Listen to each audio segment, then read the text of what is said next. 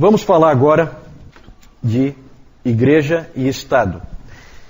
Esse é um período em que aconteceram muitas turbulências na Igreja.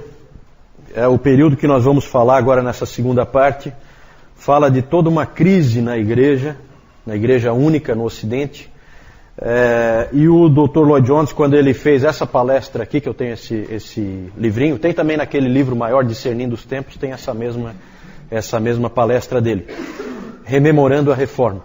E aqui ele fala que os nossos dias são dias extremamente parecidos com os dias que antecederam a Reforma.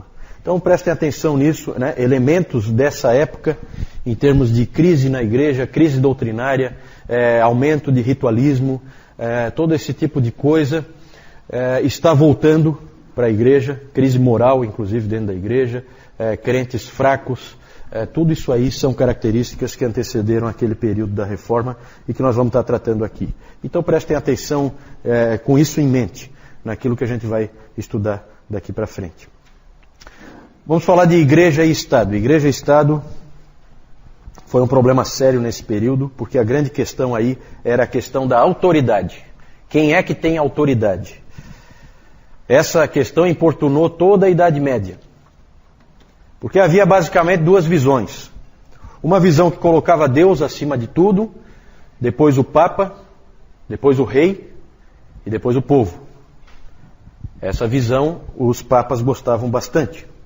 A outra visão, e os reis nem um pouco, a outra visão era Deus em cima, depois o rei, depois o Papa e depois o povo. O povo sempre está na pior, né? A única coisa que não muda é a posição de Deus, que por motivos óbvios, e a posição do povo, que é sempre lá embaixo, na pior condição possível, né?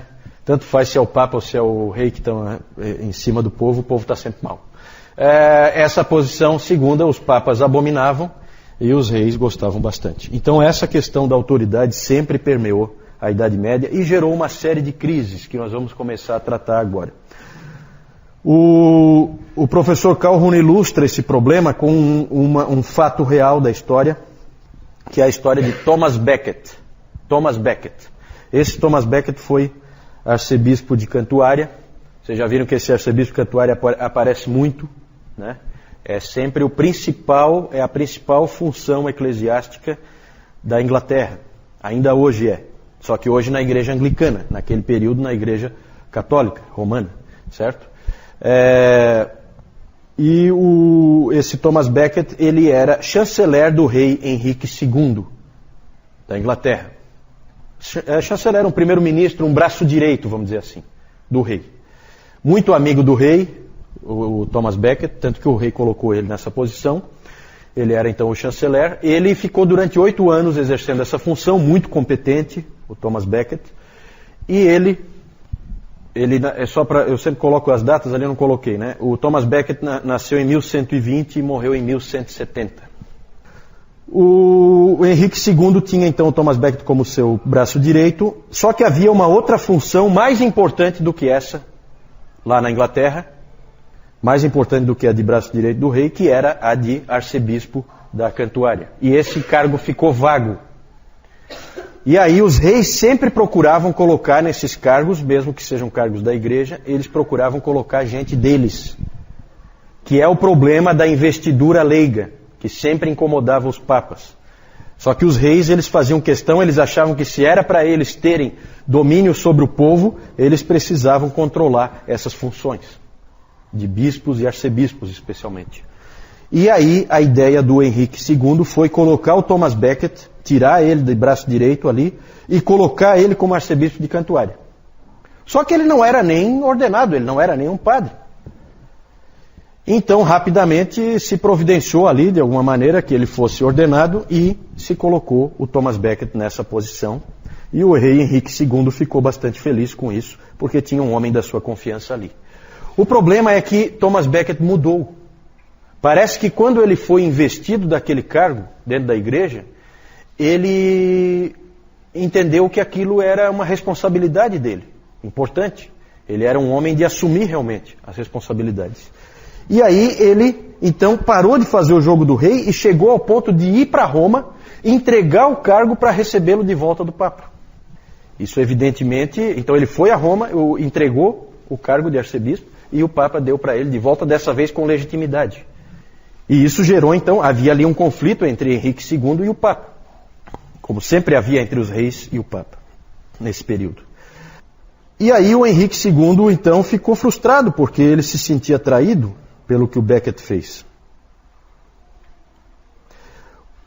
O que acabou acontecendo nessa mudança de lealdade do Becket para com o rei, depois para com o Papa, 8 anos ele serviu o rei fielmente e depois mais 8 anos ele serviu o Papa fielmente. Isso incomodou o rei Henrique II e um dia o rei Henrique II disse na corte, ele chegou e exclamou o seguinte: eu queria que alguém desse um fim nesse bispo encrenqueiro. Essa foi a frase dele. Reis têm que tomar cuidado com o que dizem, mesmo que seja só uma força de expressão, porque ele disse isso e 4 dos cavaleiros dele saíram e foram até a catedral da Cantuária, invadiram a catedral. Tem uma história bonita em cima disso aí, né, que primeiro queriam esconder o Thomas Becket, porque ele foi avisado que vinham matar ele e tal, e aí ele então corajosamente disse que ninguém pode fechar as portas da igreja do Senhor, então ele mandou abrir. Então tem toda uma história bonita aí de coragem, de honra, né? E os 4 cavaleiros então do rei Henrique II entraram, invadiram a catedral e o mataram lá dentro da catedral, né? Tem até uma peça famosa na literatura inglesa que é Morte na Catedral, que conta essa história do Thomas Becket. Isso então em 1170 foi quando ele foi morto ali, aos 50 anos. O rei Henrique II passou dias de tristeza e arrependimento pela morte do Thomas Becket. Ninguém sabe até hoje se esse arrependimento foi genuíno ou foi fingido. Só que aí, nessa situação toda, a gente vê a luta entre igreja e Estado. Porque em 3 anos o Thomas Becket foi, primeiro, exaltado pelo Papa como um verdadeiro herói do cristianismo, e em 3 anos ele foi canonizado, um recorde. Certo? Por quê? Faz parte do jogo, né? Jogar o povo contra o rei. O rei que é meu inimigo, eu o Papa, o rei é meu inimigo, eu jogo o povo contra o rei. Né? E o rei tenta jogar o povo contra o Papa. Então é sempre esse problema assim, isso aí é o que a gente sempre vê acontecendo. Nesse caso aí havia o problema da investidura leiga, e também os reis gostavam muito, é um outro aspecto, os reis gostavam muito de colocar alguém deles controlando a igreja, por causa da taxação do clero, cobrar impostos do clero. O Papa sempre trabalha para que o clero jamais seja taxado, as coisas da igreja não podem pagar impostos, só que os reis querem cobrar impostos. Então tem esse jogo, se eu ponho um homem meu, eu forço para que, se eu, o Papa, ponho um homem meu, eu forço para que não haja cobrança de impostos. Se eu, o rei, ponho um homem meu, eu garanto que a igreja vai pagar impostos, a igreja é rica. Então é sempre interessante, quando o rei precisa de dinheiro, cobrar impostos do clero. Esse também sempre foi um problema. Por que o Henrique tinha que demonstrar tristeza e arrependimento? Nós não sabemos se foi genuíno ou não. Ele tinha sido amigo, grande amigo do Thomas Becket. Então não sabemos, pode até ter sido genuíno. Mas ele corria o risco de ser excomungado pelo Papa. Certo? E aí ele e a família real ficariam privados de todos os meios da salvação que vocês vão ler aí no sistema sacramental. O sistema sacramental é a garantia de que a igreja dá de que você vai ser salvo. Quem te salva, na verdade, é a igreja. Se a igreja trancar a porta para ti, você não tem como ser salvo. Então a excomunhão era terrível, era um castigo terrível. E um pior ainda, que a igreja tinha, a arma mais poderosa da igreja, chamava-se interdito. O interdito. O interdito era terrível. O Papa, ou um bispo, podia interditar toda uma região. Declarar que a igreja daquela região não administraria nenhum sacramento, enquanto aquela região estivesse sob o interdito. E às vezes era um país, porque o Papa podia fazer isso em países inteiros, em reinos inteiros. E o bispo podia fazer em regiões, certo? E isso era terrível, porque se nessa situação do Thomas Becket que nós vimos, se o Papa lança um interdito contra a Inglaterra, o povo da Inglaterra inteira se rebela contra o rei. Essa é uma arma poderosíssima. Por quê? Porque ninguém mais é salvo, gente. Vai todo mundo para o inferno por causa da atitude do rei. Não existe mais o sistema sacramental, as igrejas estão fechadas. Não há mais batismo, não há mais comunhão, os casamentos não existem. Tudo fica suspenso. Né? Não existe a extrema-unção. Então a pessoa está morrendo, não vai ter o sacramento ali. Então o risco que ela corre é enorme. O povo fica furioso e acaba se revoltando contra o rei. Então, com isso, os papas conseguiam produzir rebeliões onde eles queriam. E isso fazia com que eles tivessem poder nas mãos. Certo? O uso do interdito era comum na Idade Média. E aconteciam algumas coisas que eram absurdas.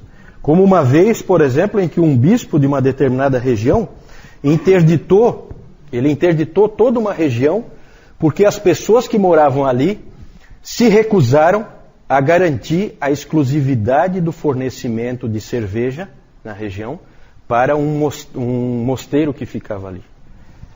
O mosteiro queria ser o único fornecedor de cerveja daquela região. E o povo queria abrir cervejarias concorrentes e tal, coisa desse tipo. E aí o bispo, então, lançou um interdito em cima daquelas pessoas para forçar elas a aceitarem a exclusividade de produção da cerveja daquele mosteiro. Certo? É mais ou menos estilo Ambev, né? Não sei se era o caso. É uma Ambev primitiva. Então, coisas absurdas, sabe? Se usava para essas barbaridades assim, que não tem sentido nenhum, né? Mas era o tipo da coisa que funcionava. Funcionava. Se você crê que a salvação vem por meio dos sacramentos, e os sacramentos são cortados, então a salvação é cortada. Vamos falar de uma outra luta, alguns anos depois. Esse é um episódio interessante da história da igreja. E essa ruína da igreja organizada, nós temos que agradecer a Deus por tudo que aconteceu aí. Porque isso abre as portas para a reforma. Né? Porque as pessoas percebem que a igreja é uma piada. Né? Isso faz com que as pessoas comecem a aceitar a possibilidade de que essa igreja esteja totalmente errada. Certo? Então isso foi usado nas mãos de Deus para produzir a reforma, levantar reformadores. Então nós vamos falar de uma outra luta, nós vamos falar de um Papa Bonifácio VIII. Era um homem velho já, 80 anos de idade, quando ele se tornou Papa, em 1294. Alguém disse que esse Papa Bonifácio VIII, apareceu como uma raposa, viveu como um rei e morreu como um cão. A luta de Bonifácio foi com Filipe IV da França, o rei da França. Os problemas de sempre, tá? Taxação do clero, tradicional, era um problema sempre. Investidura leiga, colocar pessoas que não são ordenadas, que não são da igreja, em funções eclesiásticas. E aí houve toda uma discussão entre eles. E o que acirrou de vez foi uma bula papal, uma carta do Papa, uma publicação do Papa, em que ele, chamada essa bula papal de Unum Sanctum Ecclesiam, uma igreja santa. Nessa bula, o Bonifácio, ele afirma a supremacia da igreja sobre os reis, dentro daquele modelo que a gente colocou lá no início. Então a igreja está sobre os reis, e ele alegou que o poder secular, quando o poder secular erra, o poder supremo, o Papa, tem o direito de corrigir e mandar fazer diferente. É isso que ele põe lá naquela bula, certo? E que quando o poder supremo, que é o Papa, erra, só Deus pode corrigir. Bem bolado, né? Bem bolado. Esse sujeito provavelmente nem acredita em Deus, né? Mas tudo é um jogo político, certo? E ele então lançou essa bula. Essa bula, tudo isso aí não é novo, tá? Tudo isso aí já vinha há muito tempo, ele só reforçou. Só que ele acrescentou nessa bula uma coisa nova.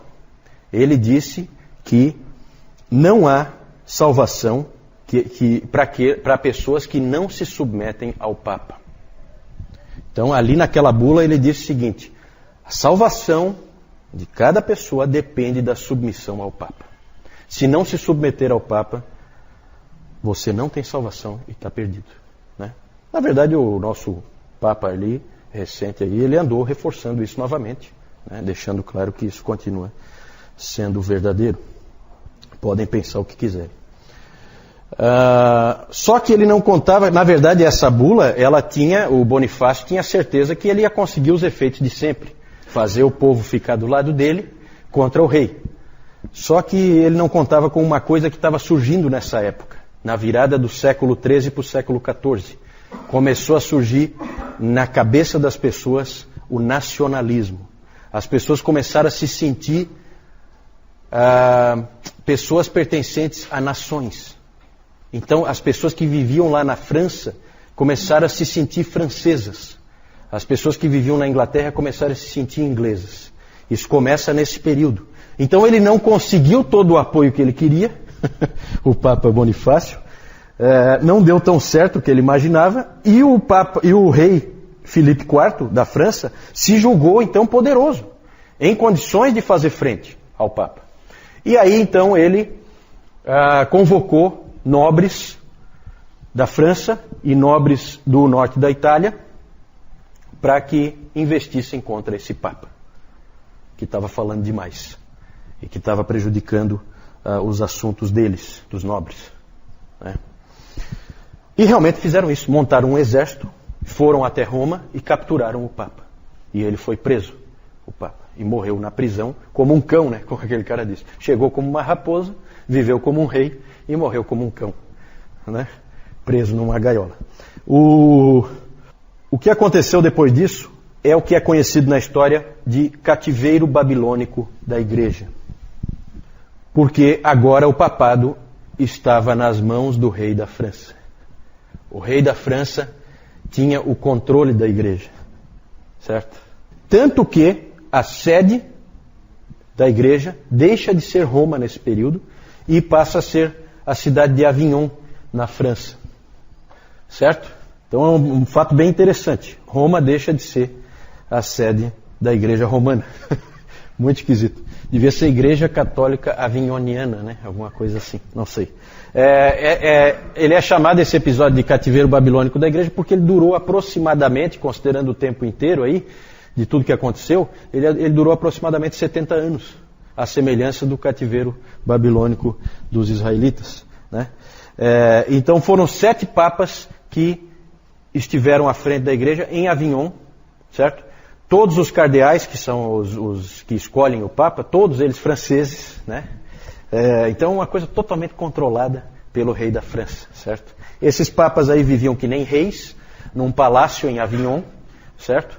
Com uma situação regalada, tranquila, até o dia que Gregório XI, um desses papas, achou que, e aí se diz que houve muita influência da Catarina de Siena, que depois nós vamos falar dela bem rapidinho, só vamos citar, esse Gregório XI voltou para Roma. Né? Então depois do cativeiro babilônico ele resolveu voltar para Roma e se estabelecer de novo o papado lá em Roma. Certo? Só que esse Gregório XI, quando chegou em Roma, ele logo morreu. Ele morreu em seguidinha, não deu para ele se estabelecer lá, não deu para ele ficar firme lá em Roma novamente. E aí então os cardeais se reuniram porque tinha que ser escolhido um novo papa, certo? Não é assim que funciona?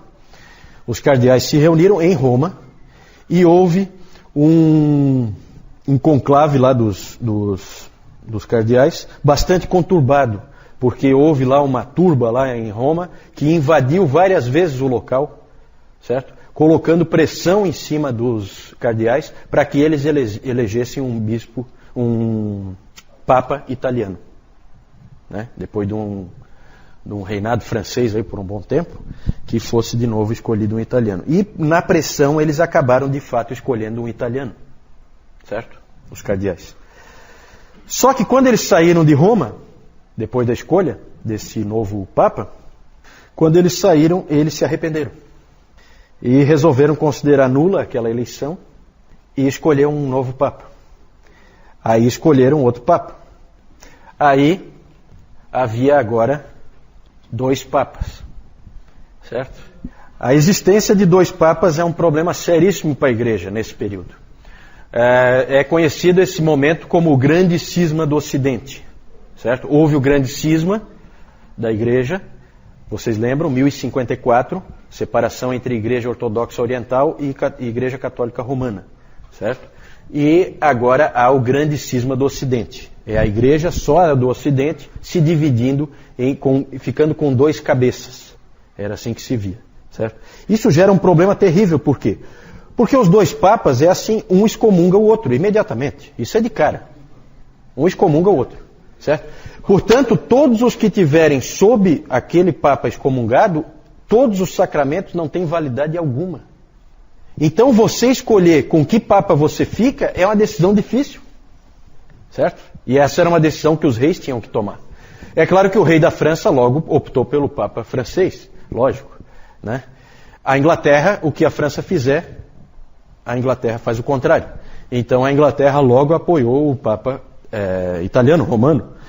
E a Escócia também. O que a Inglaterra fizer, ela faz ao contrário e sempre com a França, porque a Escócia sempre andou lado a lado com a França. A Escócia também logo apoiou o Papa francês. E o imperador ficou meio em cima do muro, meio na dúvida. Imperador, quando eu digo, pensem em Alemanha, tá? Porque o imperador que eu estou falando é o Santo Império Romano. O Santo Império Romano não é nem santo, nem império, nem romano. Né? Lembram disso? Né? O Carlos Magno foi o primeiro e tal. É um império germânico. Certo? Não é exatamente a Alemanha, mas pega toda a Alemanha e partes ali da França, partes da Itália, né? Para a gente se localizar do ponto de vista geográfico. Passa a ter 2 papas, tem essa questão de como é que nós fazemos agora, quem é o papa verdadeiro, nós não sabemos, o que fazer. Uma das ideias que se achou foi, vamos convocar um concílio para resolver esse problema. Inclusive se chegou à ideia de repente, não, vamos eliminar a figura do Papa e vamos começar a governar a Igreja através de um concílio que se reúna regularmente e tome as decisões da Igreja. Tomar as decisões não mais uma pessoa, mas um colegiado, né? Essa foi uma ideia que surgiu. Essa ideia foi levada à frente e foi convocado um concílio na cidade de Pisa, na Itália, lá onde tem a torre, né? Torre de Pisa, e esse concílio acabou elegendo, então, um outro papa, certo? Um terceiro papa. O problema é que os outros 2 papas, que deviam renunciar, ignoraram o concílio, não deram bola para ele, e nenhum deles renunciou. Então agora se tem 3 papas. Então a situação não é das melhores, né? Realmente é uma situação complicada. Passou-se a ter 3 papas. Alexandre V, o Papa de Pisa, ele logo morreu e aí assumiu um sujeito que tinha sido um pirata mesmo,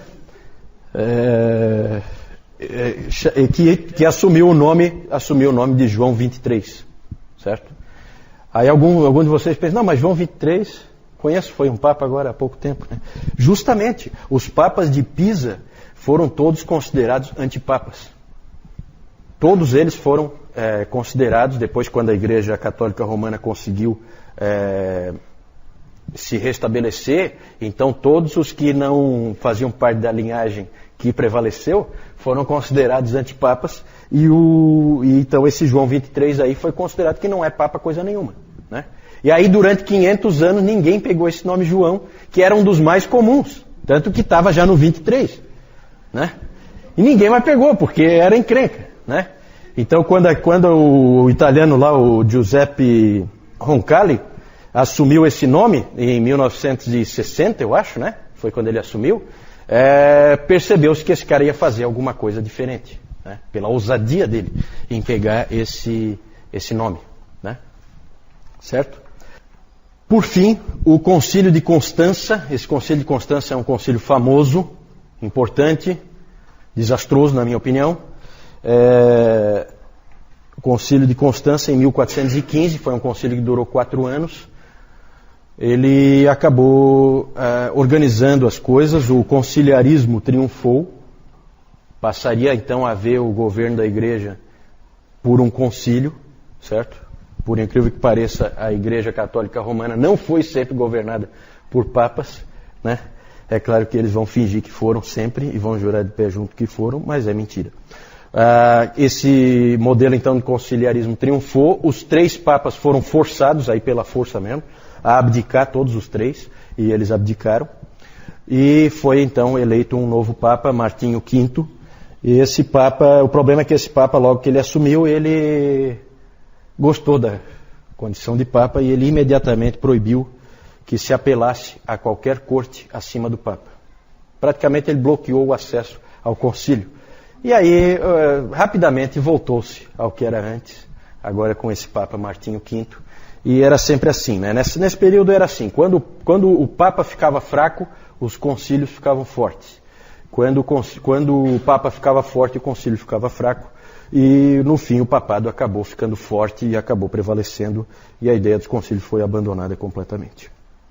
Esses acontecimentos todos, esse desastre aí, foi importante para abrir o caminho para a reforma. E aqui nós estamos tratando de igreja e Estado, desses conflitos e tal que ocorreram, mas também eu já quero deixar claro para vocês, já falei antes dos clérigos que no Concílio de Latrão foram obrigados a vestir roupa diferente para serem identificados quando vão no prostíbulo, por exemplo, né? Mas também a situação do papado nesse período não era muito melhor. E é claro que a figura que logo vem à mente, quando se fala em absurdos cometidos por um Papa, absurdos morais, vem a figura do Papa Alexandre VI, mais conhecido como Rodrigo Borgia, certo? Os Borgia, né? Essa turma aí, devia ser os Corjas, né? Porque realmente era uma turminha que todo tipo de imoralidade eles cometeram, tá? O Rodrigo Borgia, ele foi nomeado Papa por influência do Calixto III, tio dele, que meio que forçou a barra para que ele fosse nomeado. Era um cargo meramente político.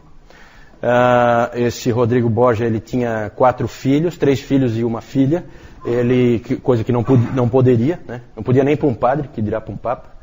Ele colocou o filho dele, César, colocou como principal cardeal. Esse César acabou se tornando um dos homens mais poderosos da Europa, né?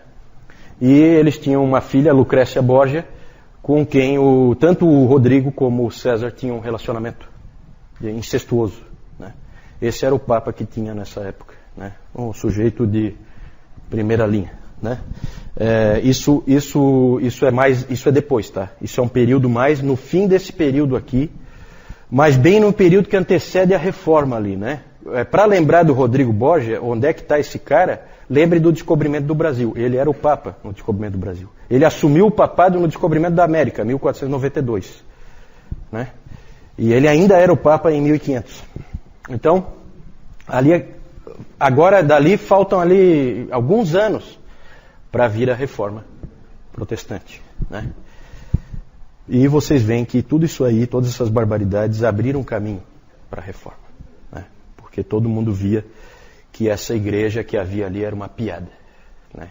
Que de cristianismo ali não tinha absolutamente nada. Antes da gente vir, aí só para vocês verem, o Thomas Becket sendo assassinado na catedral, né? Os 4 cavaleiros do Henrique II assassinando. Aí olha só o santinho ali, ó, o Papa Alexandre VI, Rodrigo Borgia, espanhol, tá? Aqui o palácio, essa é uma foto atual, essa foto aqui do lado de cá, né? Lá é uma foto um pouquinho mais antiga, mas também é uma foto do Palácio Papal de Avignon. Certo? Lá os papas se estabeleceram durante um bom período ali, aqueles 70 anos, do cativeiro babilônico da igreja, assim chamado. Né?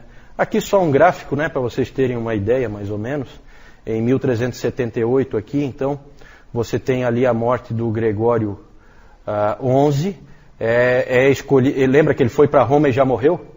E aí então escolheram Urbano VI. Mas aí se arrependeram. Não, Urbano VI não. Não vale. Vamos eleger outro. Aí elegeram o Clemente VII, que é Papa de Avignon. Certo? Então 2 papas. Tá? Aí aqui continua Bonifácio IX, Benedito XIII, dos papas de Avignon. E aqui, então, o concílio de Pisa escolhe o Alexandre V esperando que os outros 2 abdiquem. Nem o Benedito XIII de Avignon abdicou, nem o Gregório XII de Roma abdicou. Então ficamos com 3 papas, certo? Aí os 3 foram forçados a abdicar, aqui, João XXIII, Gregório XII e Benedito XIII, e aí o Martinho V assumiu. Todos esses caras aqui não valem para a Igreja Católica Romana hoje. Esses de Avignon aqui, e nem esses aqui. Os outros de Avion, esses valem, do cativeiro babilônico.